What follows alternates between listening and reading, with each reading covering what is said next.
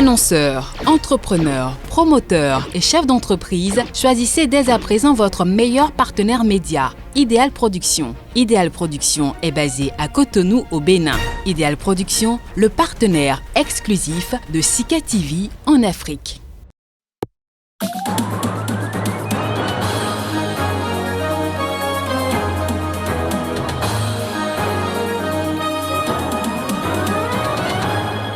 Au sommaire de cette édition au Niger, le candidat malheureux à la présidentielle de février dernier, Mahaman Ousmane, a appelé ce lundi ses partisans à manifester de façon pacifique à partir de ce mardi. Le RDD, parti allié qui a battu campagne pour le regretté opposant Kolela, a déposé ce lundi un recours auprès de la Cour constitutionnelle afin d'obtenir l'annulation du scrutin présidentiel du 21 mars. Et puis au Tchad, 3 candidats à la présidentielle du 11 avril prochain mènent une campagne pour le boycott. Le président de la CENI a quant à lui appelé à ne pas troubler l'ordre public.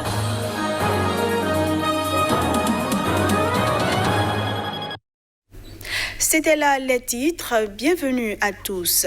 Au Niger, le candidat malheureux Mahaman Ousmane continue de rejeter les résultats du second tour de la présidentielle du 21 février dernier. Ce lundi, il a appelé ses partisans à manifester de façon pacifique à partir de ce mardi. Alors que l'investiture du président nigérien élu Mohamed Bazoum doit se tenir le 2 avril prochain, le candidat malheureux Mahaman Ousmane continue de rejeter les résultats du second tour de la présidentielle du 21 février. Ce lundi, il a annoncé un nouveau recours en justice. Le chef du parti d'opposition RDR Tchandji a également appelé ses partisans à manifester de façon pacifique à partir de ce mardi. La décision de manifester a été prise le week-end aux côtés de ses alliés. Réunis en session extraordinaire, la coalition CAP V21 de Mahaman Ousmane ainsi que les autres formations d'opposition s'en remettent à la mobilisation populaire pour arracher la victoire qu'ils jugent avoir été volée par le parti au pouvoir, le PNDS, et son candidat Mohamed Bazoum, et ce, à l'issue du second tour de la présidentielle. Le 21 février dernier, il y a une semaine dès le lendemain de la validation des résultats électoraux par la Cour constitutionnelle, Mahaman Ousmane avait déjà appelé à marcher pacifiquement, un appel qui n'a pas été suivi, car lancé de façon solitaire, selon l'entourage du président du RDR Tchandji. Parlant désormais d'une seule voix, le candidat malheureux et ses partenaires espèrent mobiliser dans toutes les villes du pays. Les alliés exigent également la libération de leurs prisonniers, dont la figure de l'opposition, Hama Amadou. Au Congo-Brazzaville, le Rassemblement pour la démocratie et le développement RDD, parti allié qui a battu campagne pour le regretté opposant Guy Brice Parfait Kolela, a déposé ce lundi un recours auprès de la Cour constitutionnelle en annulation du scrutin présidentiel du 21 mars dernier. Les résultats provisoires donnent vainqueur le président Denis Sassou Nguesso qui cumule 36 ans à la tête du pays. Le recours en annulation du scrutin du 21 mars au Congo-Brazzaville, déposé par le camp de l'opposant décédé, Guy Brice Parfait Kolela, a été réceptionné par la Cour constitutionnelle. Le dirigeant du parti Rassemblement pour la démocratie et le développement, à l'initiative du recours, affirme que l'élection doit être annulée parce que son partenaire, le regretté candidat Guy Brice Parfait Kolela, n'a pas pris part au processus jusqu'au bout. Le leader du RDD s'appuie notamment sur l'article 70 de la Constitution. Ce dernier stipule que si avant le premier tour, un des candidats décède ou se retrouve définitivement empêché, la Cour constitutionnelle prononce le report de l'élection.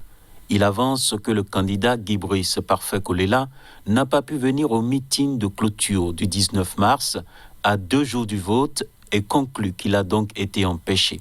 Jean-Jacques Serge Inyombi Opango fonde sa demande également sur les conditions d'organisation du scrutin.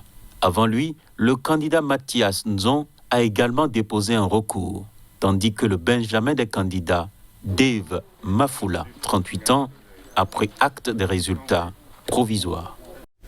Direction le Tchad où 3 des 10 candidats à la présidentielle du 11 avril prochain mènent une campagne pour le boycott. Dans le Mayo-Kébi Est, où il vient de passer plusieurs jours, l'opposant Saleh Kebzabo a appelé au boycott du scrutin.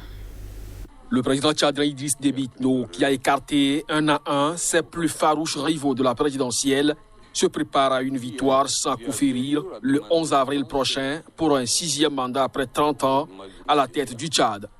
En attendant le jour du vote, 3 des 10 candidats à la présidentielle mènent une campagne de boycott. Ces derniers, qui se sont retirés officiellement du processus électoral, mais ont été maintenus dans la course par la Cour suprême du pays, ont leur nom et photos bien en place sur les spécimens du bulletin de vote qui ont été distribués au parti. Pendant 4 jours, Saleh Kebzabo, l'un de ces candidats malgré eux, comme il se nomme, était dans la fin fond de la région du Mayo-Kébi Est, où il est allé de village en village pour parler au pays profond, dit-il. Son objectif est celui d'expliquer aux Tchadiens qui n'écoutent pas les radios et n'ont pas accès aux réseaux sociaux son mot d'ordre de boycott de la présidentielle du 11 avril prochain. Notre nom figure sur le bulletin électoral. Nous sommes donc obligés de descendre sur le terrain, de mener non pas une campagne pour que l'on vote pour nous, puisque nous ne sommes pas candidats, mais pour expliquer la forfaiture de la Cour suprême en disant que nous ne sommes pas candidats. Les gens le comprennent. On explique pourquoi nous ne sommes pas candidats à une élection qui est une élection bidon et nous leur demandons en conséquence de ne pas aller voter tout simplement. C'est une campagne de boycott que je suis en train de mener et je pense qu'elle porte bien, souligne Saleh Kebzabo. En réaction à cette campagne, le président de la Commission électorale nationale, Kodi Mahamat Bam, a estimé que chacun a le droit de mener sa campagne comme il le veut, mais pas à n'importe quelles conditions. L'opposant Kebzabo compte organiser un grand meeting à N'Djamena où il va appeler à un boycott actif de la présidentielle. Nouvel arrêt de la Cour africaine des droits de l'homme et des peuples dans le dossier opposant l'homme d'affaires Sébastien Adjavon à la République du Bénin. Dans leur décision, les juges de Arusha, au nom de la Cour, ont à l'unanimité rendu à nouveau l'État béninois coupable de plusieurs violations. C'est par visioconférence que la Cour africaine des droits de l'homme et des peuples a rendu ses énième arrêt contre le Bénin. Elle avait été saisie par le requérant Sébastien Germain Maria Ikwe Adjavon par la requête numéro 065-2019 au fin, entre autres, de constater la non-exécution des décisions antérieures qu'elle avait prononcées et des déconvenues engendrées par cette non-exécution. Une saisine de trop pour l'État béninois qui, pour se défendre, au-delà des exceptions d'incompétence qu'il a soulevées, accuse Sébastien Adjavon d'abuser de son droit de saisir la justice et demande alors à la Cour de le condamner à lui payer 1 milliard de francs CFA. Une demande rejetée par la Cour qui s'est déclarée compétente pour connaître des faits qui lui sont soumis. Sur le fond, les juges ont décidé à l'unanimité. Au fond, dit que l'État a violé l'article 30 du protocole. Dit que l'État défendeur a violé l'article 1er de la charte. Rejette la demande de paiement de la somme d'1 milliard de francs CFA à titre de dommages et intérêts pour procédure abusive formulée par l'État défendeur. Alloue au requérant le franc symbolique de réparation du préjudice moral. Réparation non pécuniaire. Ordonne à l'État défendeur de se conformer à l'article 30 du protocole en exécutant l'arrêt du 29 mars 2019 et donc en prenant toutes les mesures nécessaires pour annuler l'arrêt numéro 007-3C-COR rendu le 8 octobre 2018 par la CRIET de manière à en effacer les effets. Ordonne à l'État défendeur dans un délai de 7 jours à compter de la notification du présent arrêt. Un autre arrêt qui renvoie l'État béninois à ses responsabilités. Parlons toujours du Bénin. Les femmes sportives étaient à l'honneur ce 28 mars dans la commune d'Abomey-Calavi. Elles sont venues de nombreux clubs sportifs pour une séance collective de maintien. Retour en images sur cet événement à travers ce reportage. 6, 7, 8, 9 et 10 sont revenus. Quelques minutes d'étirement et les voilà engagés dans leur randonnée pédestre. Chaque dimanche, les hommes et femmes du Bien-être Club Abomey-Calavi se retrouvent pour le sport de maintien.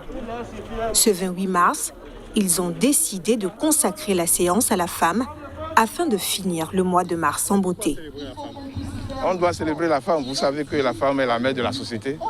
La femme est également la mère de l'homme. Donc, les Nations Unies ont retenu le 8 mars pour célébrer la journée internationale des droits des femmes. Donc tout le mois de mars est consacré aux femmes.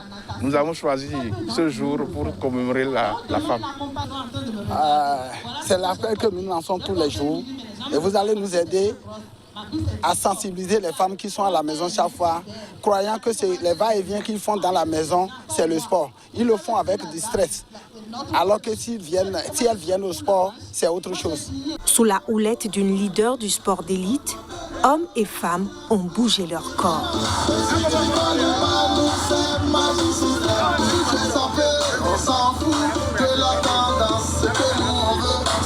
Le sport, ça donne vraiment du tonus. Depuis que moi, je me suis inscrite dans le club, j'ai vu ce que ça m'a donné. Il n'y a plus de palud, il n'y a plus de fatigue. Il y a beaucoup de choses que j'ai pu éliminer par rapport à... Oui, en faisant le sport, il y a beaucoup de choses que j'ai pu éliminer. Ça m'a fait beaucoup de bien.